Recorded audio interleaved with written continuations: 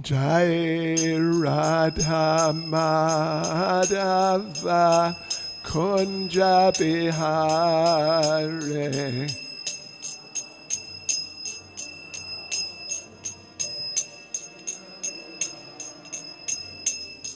Jaya Radha Madhava Kunja Bihare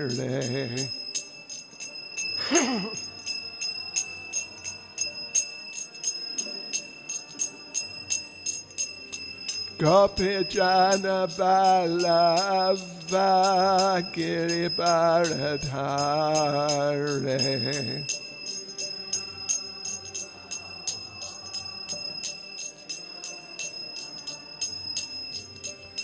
Gopi Jana Vallabha Giribharadhare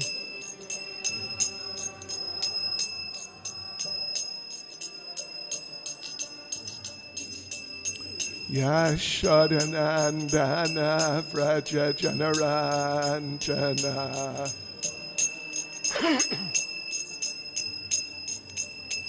Yashodanandana Vraja Janaranjana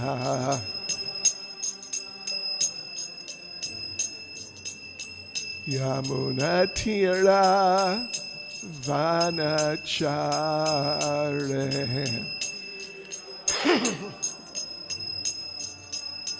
Yamunatira Vanachare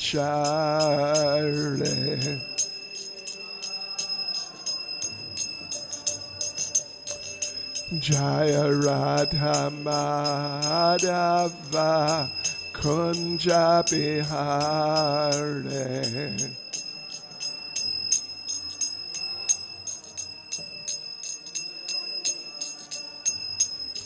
Jaya Radha Madhava Kunja Bihare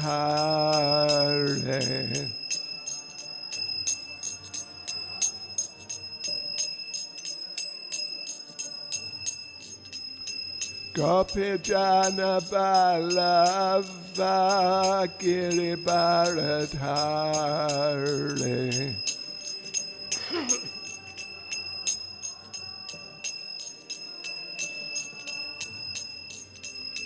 Gopi Jana Vallabha Giribharadhare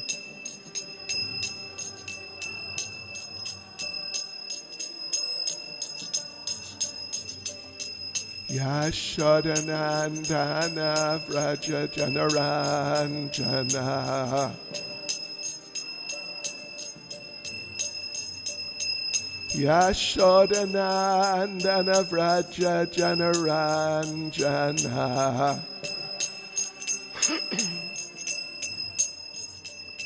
Yamunatira Vanachare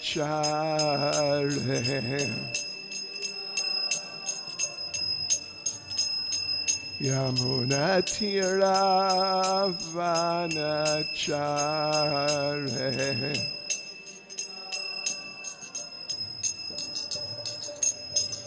Jaya Radha Madhava Kunja Bihare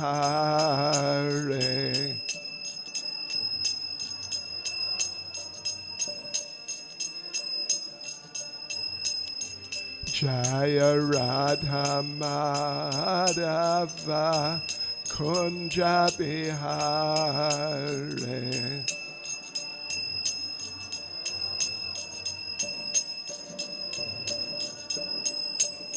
Jai Prabhupada, Jai Prabhupada, Prabhupada, Jai Prabhupada.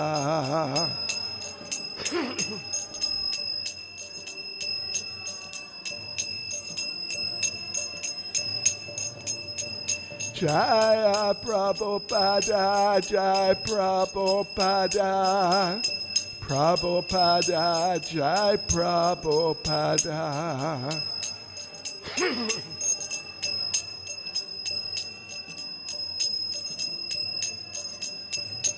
Jai Jai Prabhupada, Prabhupada, Prabhupada, Prabhupada.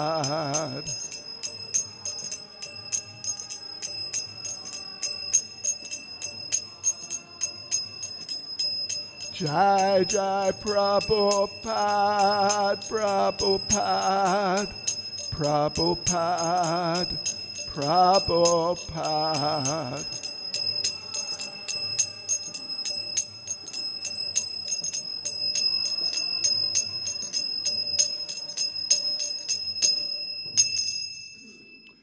Jai Vishnupad Paramahansa Parivrajacharya Tadasasi Srimad.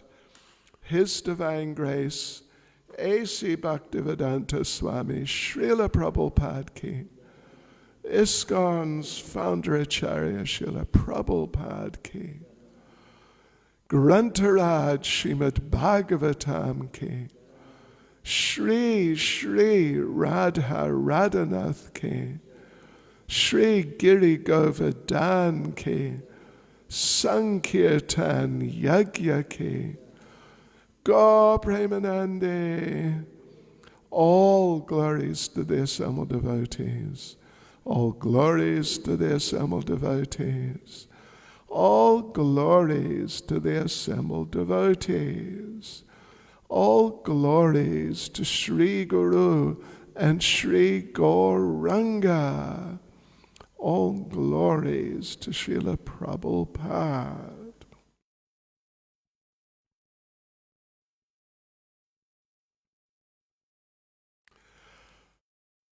Om Namo Bhagavate Vasudevaya.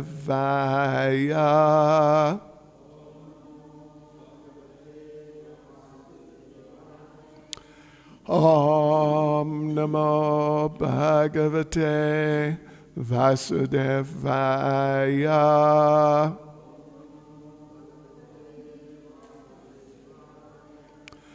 Om Namo Bhagavate Vasudevaya.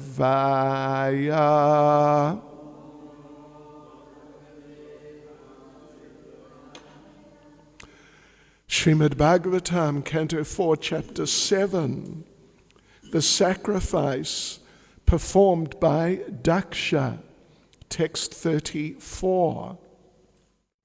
Is that correct? Just checking.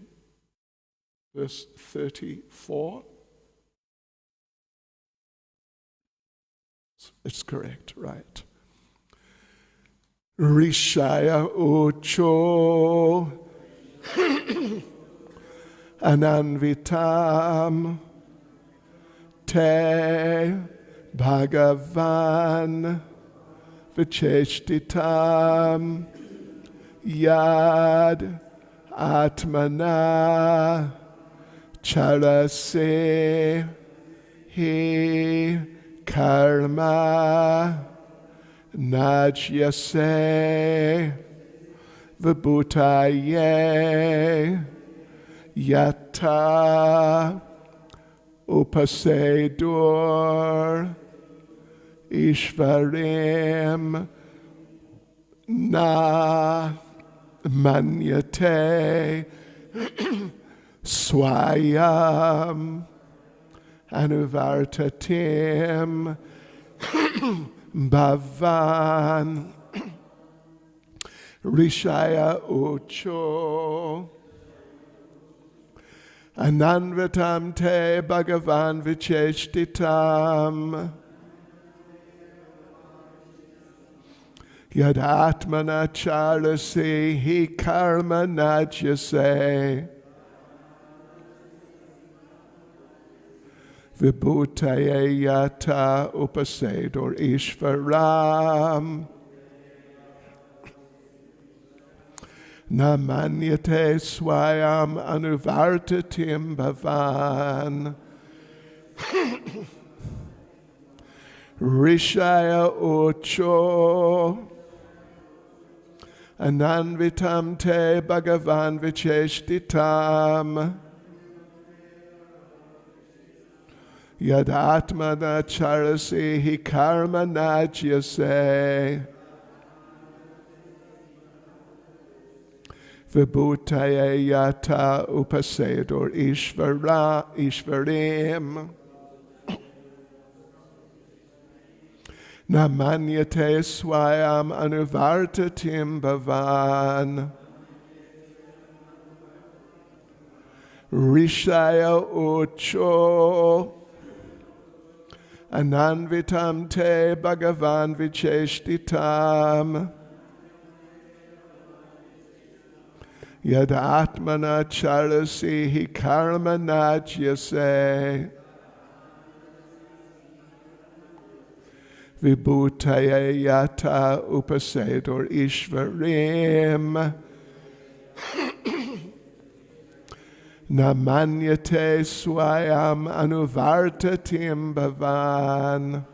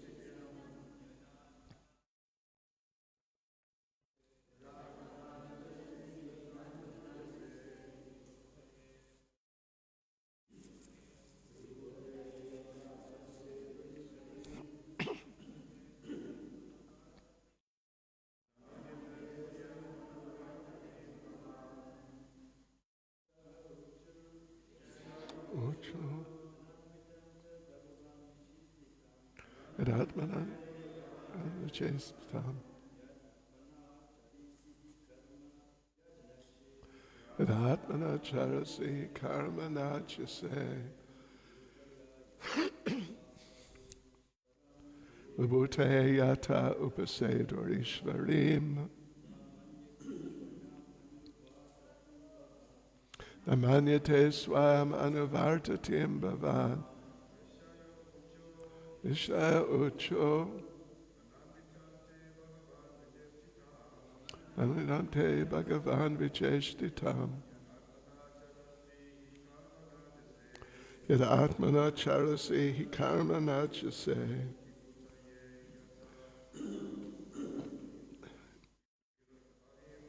Vibhutaya yata upasedor ishvarim.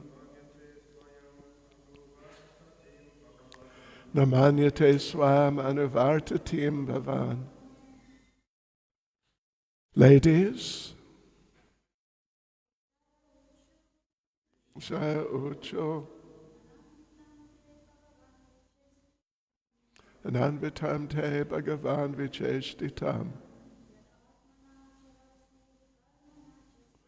Yadatmana charasi hi karma najyase. Vibhutaya yata upasedor ishvarim.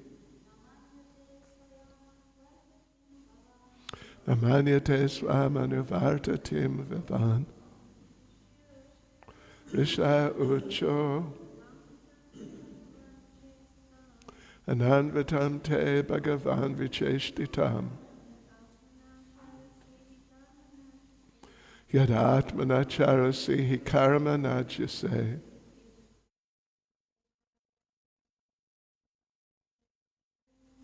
Vibhutaya yata upasedor ishvarim. Namanyate swayam anuvartatim bhavan. Rishaya ucho. Ananvitam te bhagavan vicheshtitam. Yadatma charasi hi karma najyase. Vibhutaye yata upasedar ishvarim. Namanyate swam anuvartatim bhavan. Rishaya, the sages, Ucho, prayed, Ananvitam, wonderful, Te, your, Bhagavan, O possessor of all opulences, Vicheshtitam, activities, Yat, which, Atmana, by your potencies, Charase, you execute, He, certainly, Karma, to such activities, Naajyase, you are not attached, Vibhutaye, for her mercy, Yata, from whom, Upasedo, worshipped, Ishvarim, Lakshmi, the goddess of fortune, Namanyate, are not attached, Swayam, yourself, Anuvartatim, to your obedient servant, Lakshmi, Bhavan, your lordship. Translation, the sages prayed, Dear Lord, your activities are most wonderful, and although you do everything by your different potencies, you are not at all attached to such activities. You are not even attached to the goddess of fortune, who is worshipped by the great demigods like Brahma, who pray to achieve her mercy. Purport by Srila Prabhupada. In Bhagavad Gita it is said that the Lord has no desire to achieve any result from his wonderful activities, nor has he any need to perform them. But still, in order to give an example to people in general, he sometimes acts, and those activities are very wonderful. He is not attached to anything. Na mam karmani limpanti. Although he acts very wonderfully, he is not at all attached to anything. Bhagavad Gita chapter 4 verse 14. He is self-sufficient.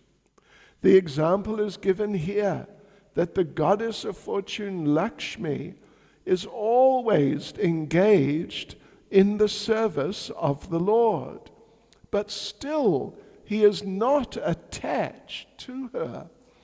Even great demigods like Brahma worship the goddess of fortune in order to win her favor. But although the Lord is worshipped by many hundreds and thousands of goddesses of fortune, he is not at all attached to any one of them. This distinction concerning the exalted transcendental position of the Lord is specifically mentioned by the great sages. He is not like the ordinary living entity who is attached to the results of pious activities. Rishaya uchu, ananvitam te bhagavan vicheshtitam, yadatmana charasihi karma najyase, vibhutaya yata upasedor ishvarim, namanyate swayam anuvartatim Bhavan, the sages prayed, "Dear Lord, your activities are most wonderful, and although you do everything by your different potencies, you are not at all attached to such activities. You are not even attached to the goddess of fortune, who is worshipped by the great demigods like Brahma, who pray to achieve her mercy." Nama Om Vishnu Padaya Krishna Prestaya Bhutale Srimati Bhakti Vedanta Swaminiti Namane Namaste Saraswati Deve Gauravani Pracharine Nirvishesha Shunyavadi Paschatyadesh Shri Krishna Chaitanya Prabhu Nityananda Shri Advaita Gadadha Shivas Adi Gaura Bhakta Vrinda Hare Krishna Krishna Krishna Hare Hare Hare Rama Rama Rama Hare Hare Vanchakalpatarubhyascha Kripa Sindhubhya Evacha Patitanam Pavanebhyo Vaishnavebhyo Namo Namaha.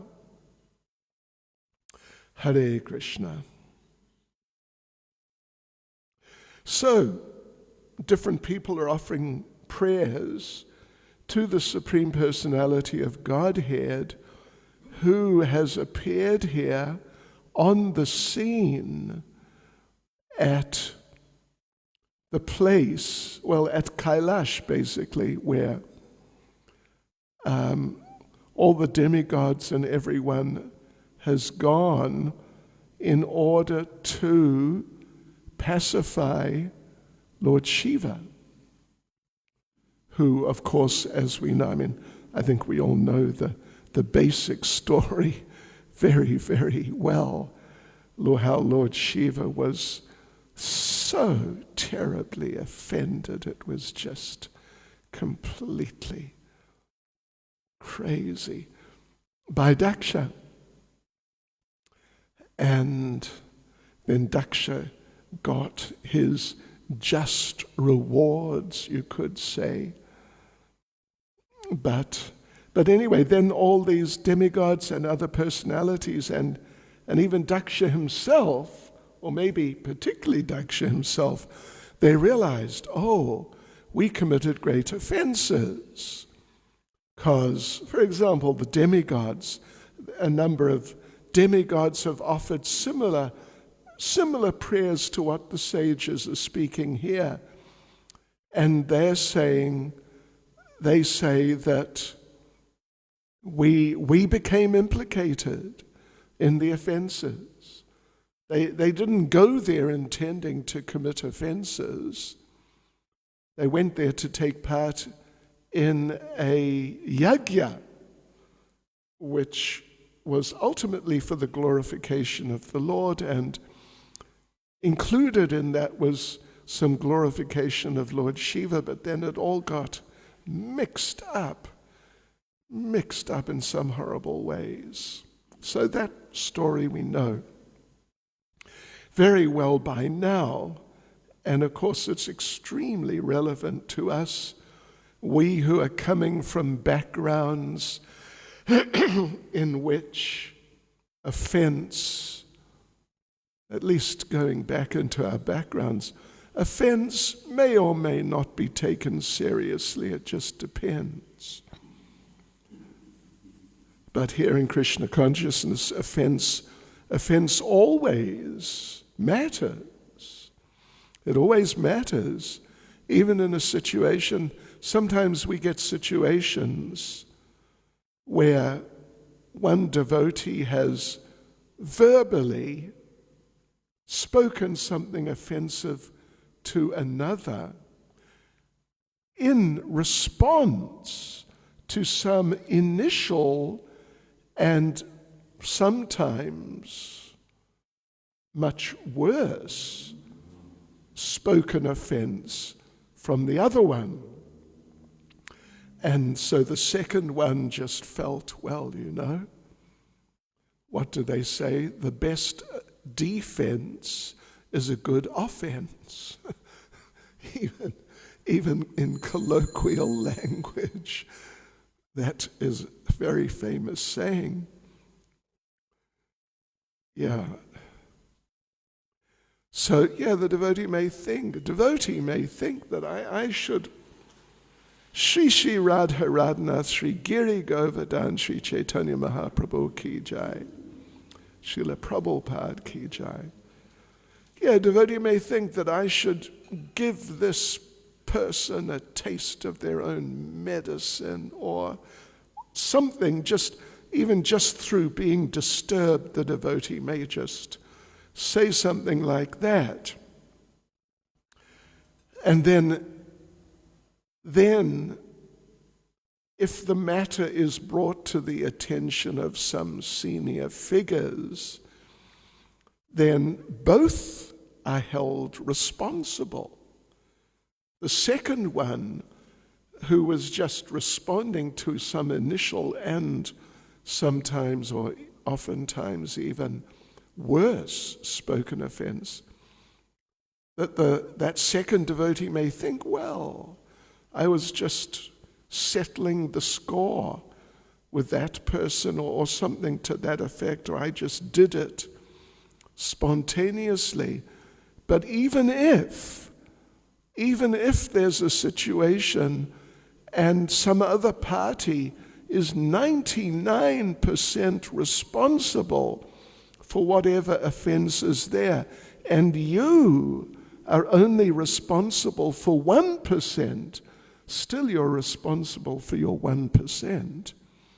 And that has to be dealt with, and you can't just sort of try and balance it out in the sense that, well, that person did something much worse. Although that's also ultimately a consideration in regard to that person or the situation in general. But we're all responsible for whatever we've done. And there is not really anything like a good excuse which excuses you. So you are now scot-free from whatever could have been considered offensive on your part. This is how it works. What do they say?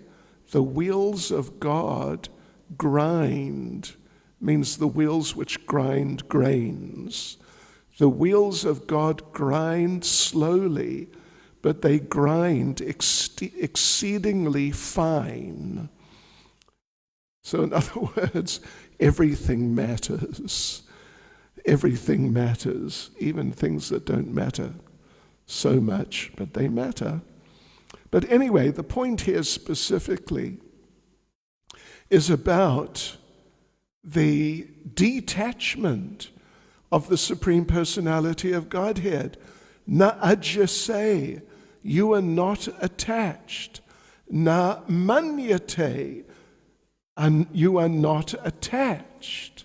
So twice it's emphasized in the verse itself that you, Supreme Personality of Godhead, you are not attached. You are really not attached. In this particular case, you are not even attached to Lakshmi Devi, the goddess of fortune, who so many other, by regular standards, great personalities like Lord Brahma are very attached. Even Lord Brahma, at least according to the sages here, Lord Brahma and other great demigods pray to achieve the mercy of Lakshmi Devi, Ishvarim, the feminine form, as opposed to Ishvara, Ishvaram. So Ishvarim, Lakshmi, she is Ishvarim, she's great controller, very great personality. And even someone like Lord Brahma, who's a very great personality, and others who are also great, but they're attached to her. Attached.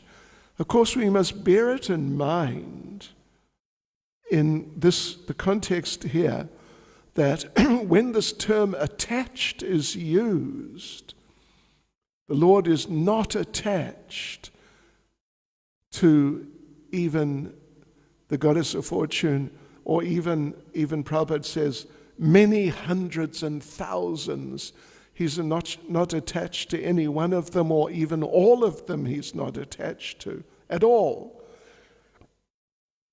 Yeah, but this means in the material sense. And Srila Vishwanath Chakravarti Thakur,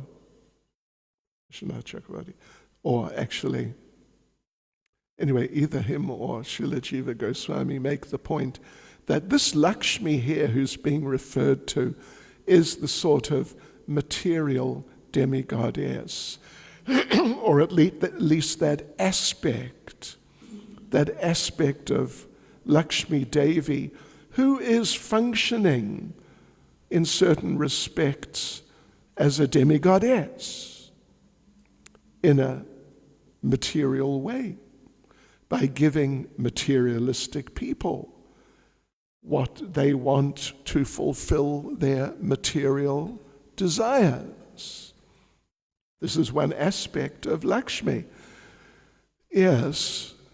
So, of course, she is the transcendental consort of the Supreme Personality of Godhead, but still at the same time, she has this function.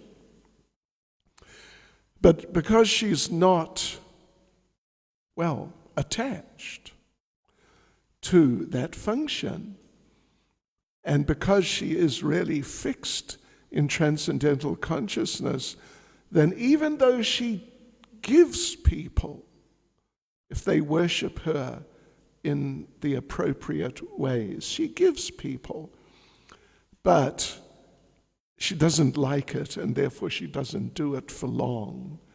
Therefore, if she may give, but then she may stop, because she feels this is not right.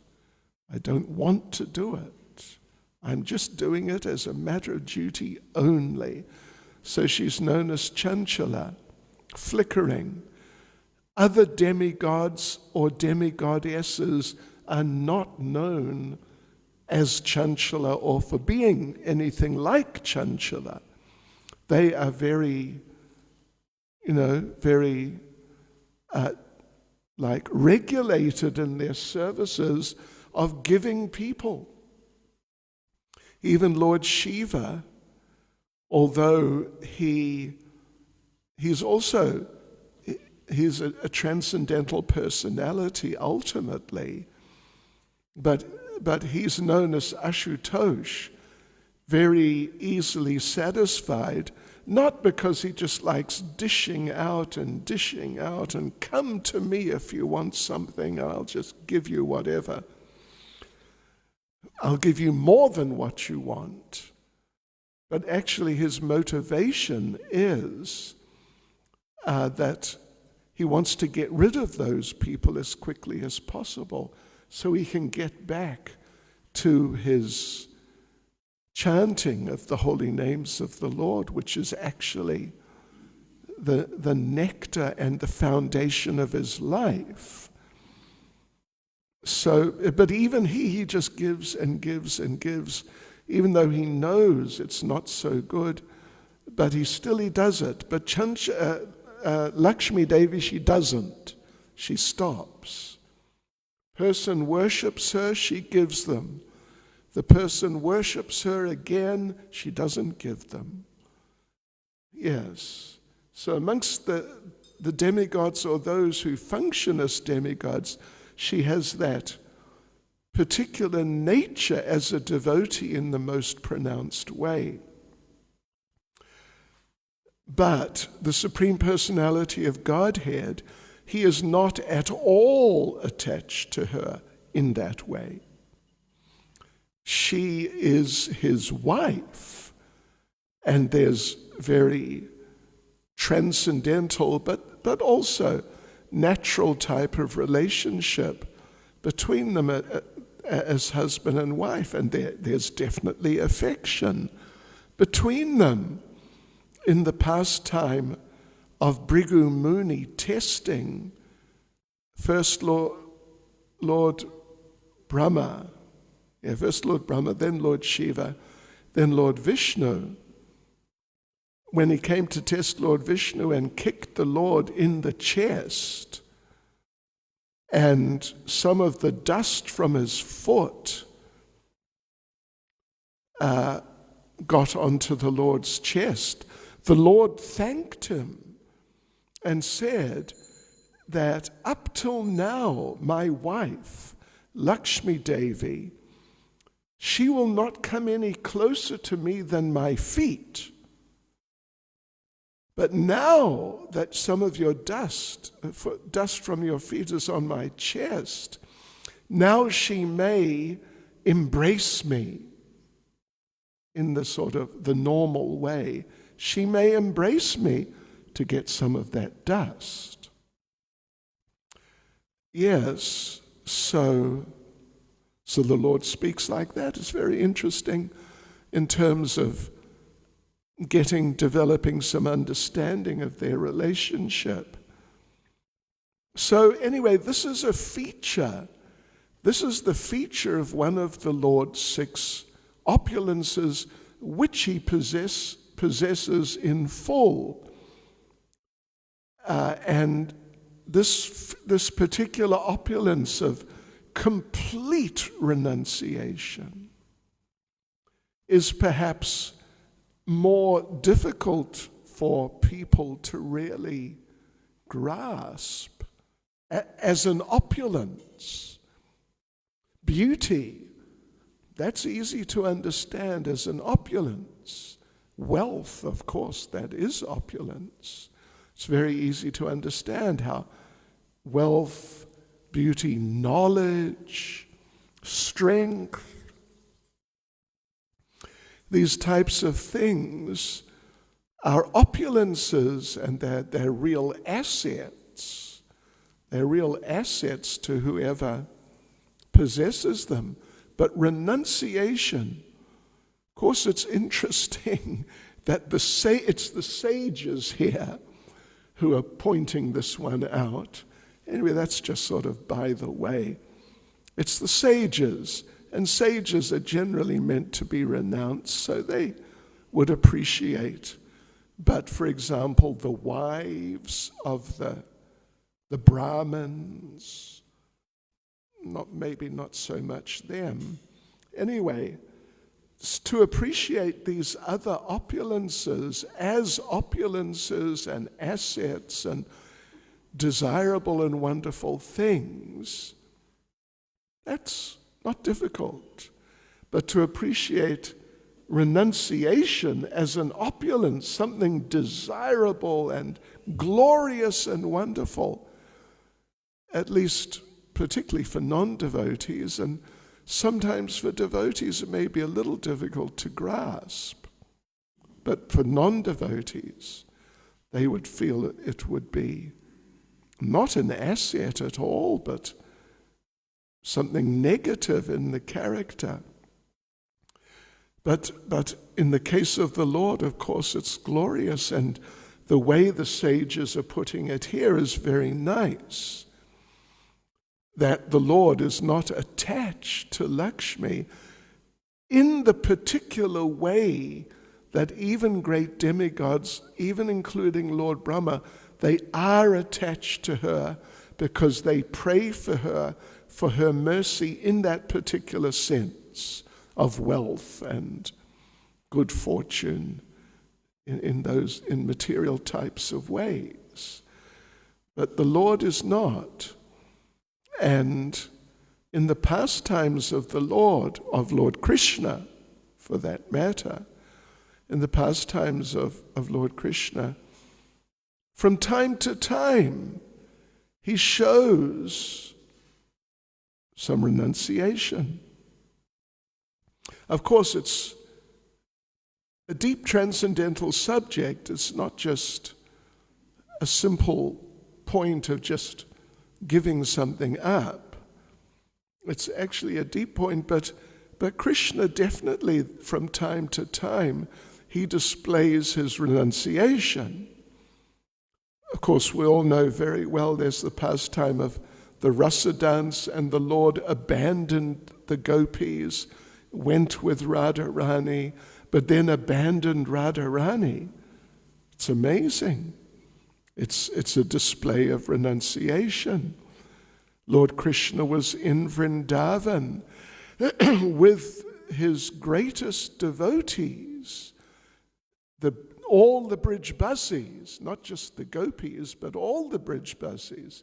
But he left them all and went to Mathura, where there are also devotees who are great devotees, but they're not on the level of the devotees of Vrindavan. So that's also renunciation on the part of the Lord. And it's actually explained in detail. It's touched on in the Bhagavatam.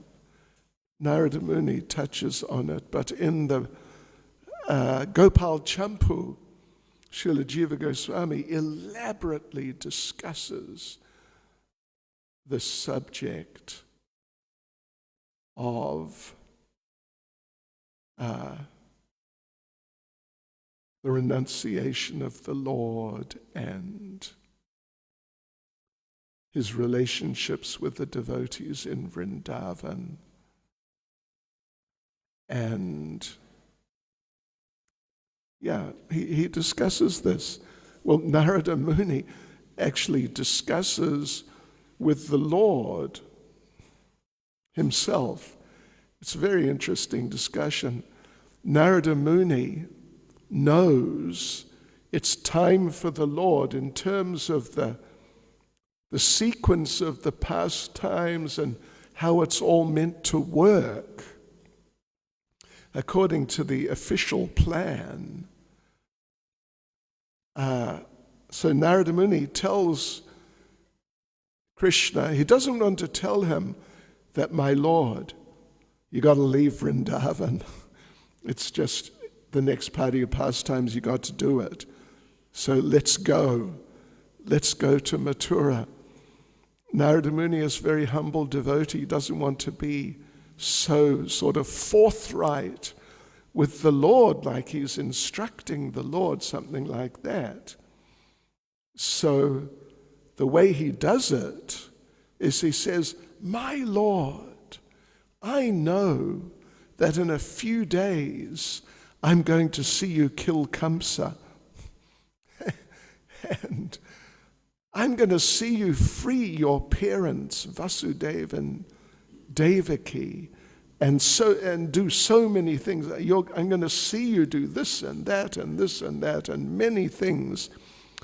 And the effect it has on Krishna, because Krishna was so absorbed in the pastimes of Vrindavan, he had no intention of leaving at all. In fact, there was no idea of leaving. He was just, that was it. It was just perfect, and he was going to just continue. But when he was reminded by Narada Muni that the time has come, then the Lord, hearing all these things, Narada saying, I'm going to see you do this and do that and do many things, the Lord remembered, oh yeah, that's right. I have to do these things because that's what the Yuga, what the Yuga avatar does. In Dwapara Yuga, oh yes, I've got to do these things. And he left the next morning. The next morning he left. Yeah. So he renounced.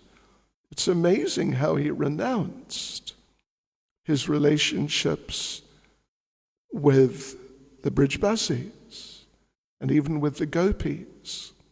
Of course, it's a very deep subject, and it's very much a part of Achintya Abhed Tattva that he renounced. He left them, but he didn't leave them. Anyway, so that's that. But he did renounce. And they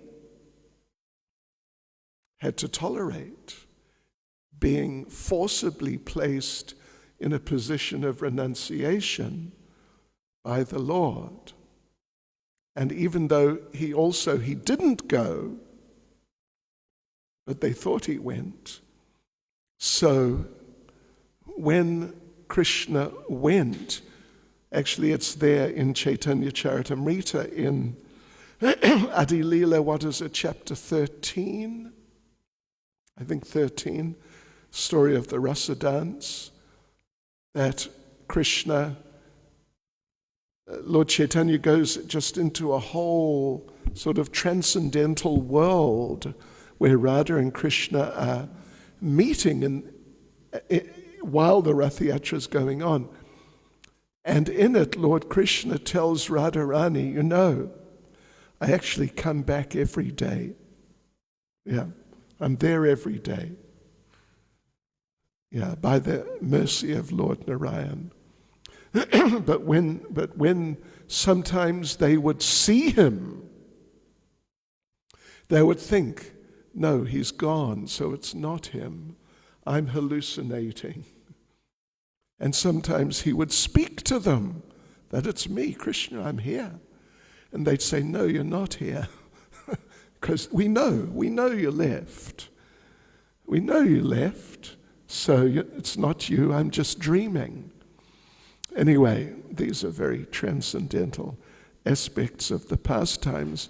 But the Lord certainly has renunciation. And he has such renunciation that even though he's worshipped by the goddess of fortune or even hundreds and thousands, Lord Brahma is not worshipped by hundreds or thousands or even really by one goddess of fortune. But he's so attached, at least it's said here, for mercy from her. But the Supreme Lord is not attached to even one out of hundreds of thousands. His renunciation is very amazing.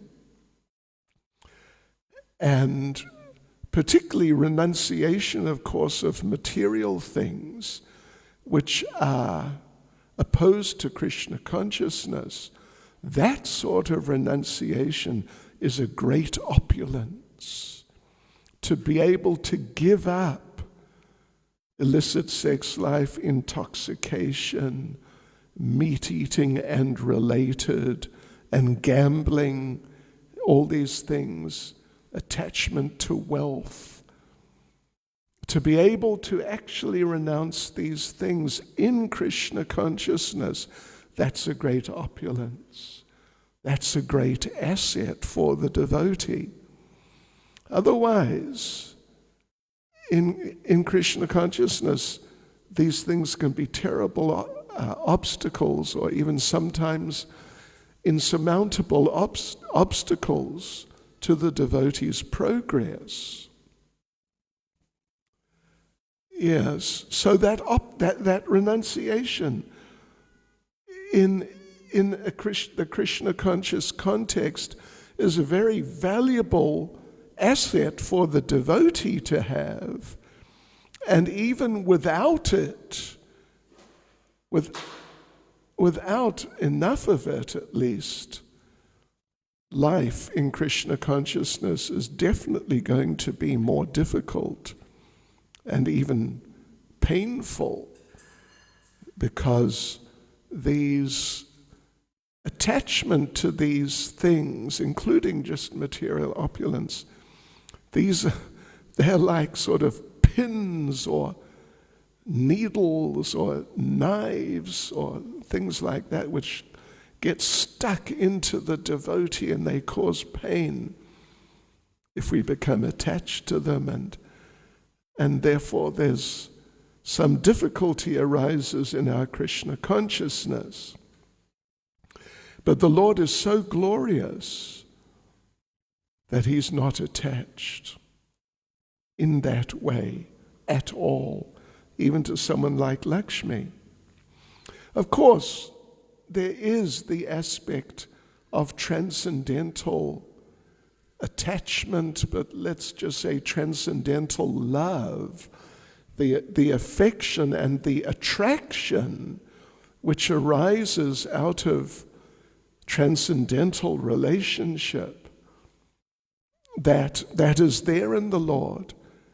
And when the Lord, we mentioned what he said to Bhrigu Muni, that now it's good, now his wife is going to embrace him in the more normal way, not just massage his lotus feet. But that's all based on transcendental affection. Like, even there's an explanation of Lord Srila Vishwanath Chakravarti Thakur gives an explanation of Krishna leaving the rasa dance to be, first of all, to be with Radharani, because she's special. And even though he does love the other gopis, but she's very special. In fact, she's extremely special. The way she puts it in that whole discussion is that the other gopis, they love Krishna, but my love is like Mount Meru, way beyond, so great, way beyond Mount Everest. Their love is like a mustard seed. So the relationship is very, very special. So Lord Krishna, to acknowledge that, he left them, but then he left her. What happened? Well, what happened was, at least the way it's described there by Srimati Radharani, is that Lord Krishna wanted the rasa dance to go on further. It's sort of in the middle of the night at that time, something like that. So he didn't want it to finish. He was afraid it would finish if the other gopis found him and Srimati Radharani together. This is how Radharani explains it, at least, that they would chastise Radharani and chastise him, and that would be the end of the rasa dance for that night. But then he left her so they would feel sorry for her, that she got abandoned. And so there'd be less likelihood that they would be in a negative mood. And then when he appeared to them again, the rasa dance would continue.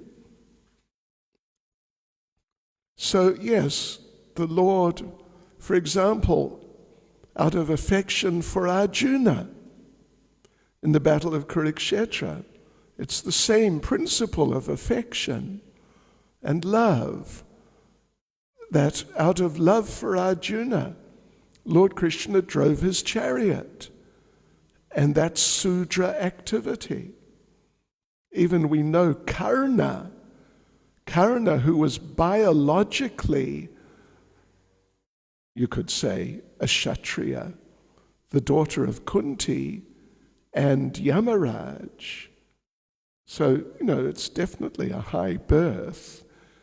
And physically he was a Kshatriya too, but he was brought up by a Sudra family who the husband was a chariot driver. Yes, the husband was one of the chariot drivers. So therefore he was considered a Sudra. And Draupadi would not accept Karna participating in her Swayamvara because she said he's a Sudra. Yeah, he's brought up in a Sudra family.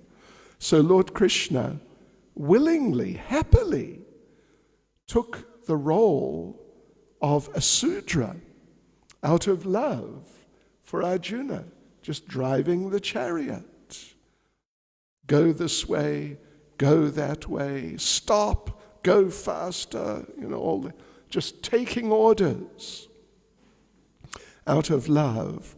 But that's a different principle to the principle being discussed here, of how he's not attached to the goddess of fortune in a material sense, like Brahma is and other demigods, praying for her material mercy. Hare Krishna. Srila Prabhupada ki jai. Any comments or questions?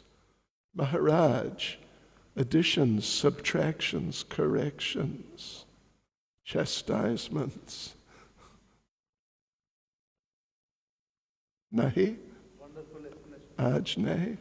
Wonderful explanation of the renunciation. Oh, I don't know. Anyway, Hare Krishna. In the Bhakti also, in the Krishna consciousness also, renunciation very important it is. Yes, extremely important. Otherwise it'll kill. Maharaj explained very nicely today. Hare Krishna. Whatever was of value was by Prabhupada's grace. Srip Damodar Prabhu. Anyone? Comments, questions? Yes? Mother Rangadevi? Rangadevi.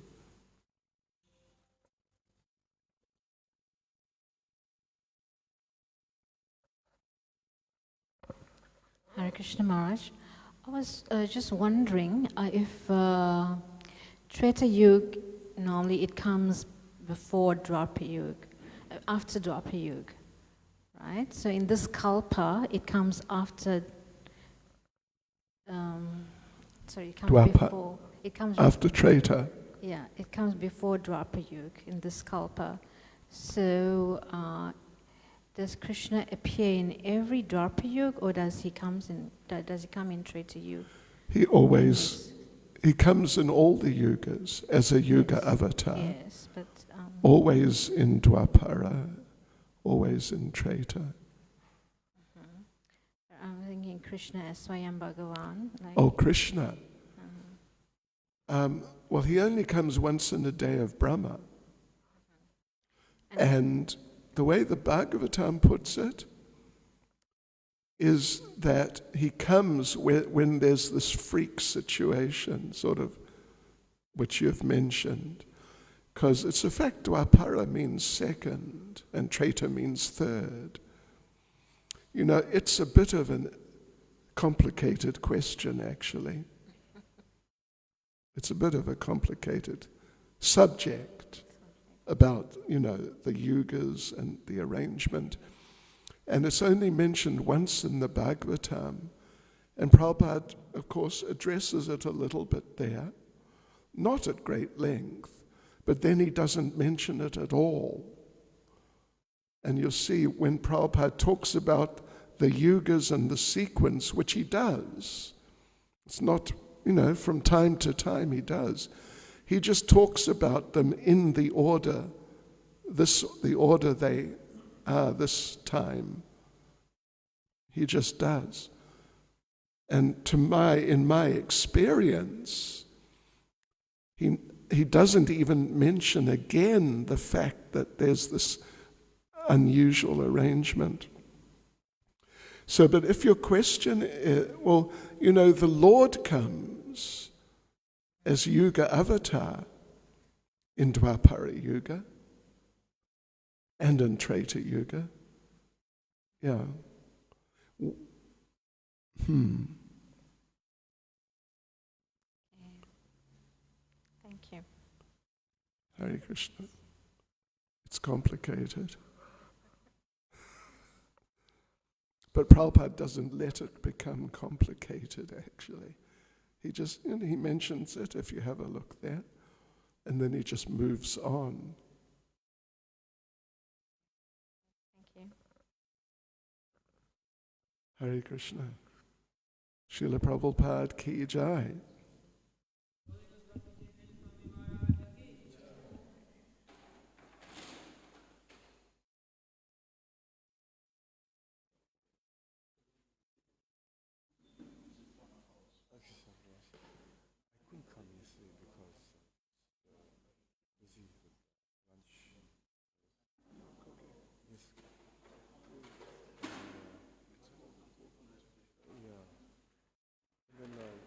to take lunch, and then after that to go back in the kitchen to boil jacket. To boil jacket. I'm cooking again today.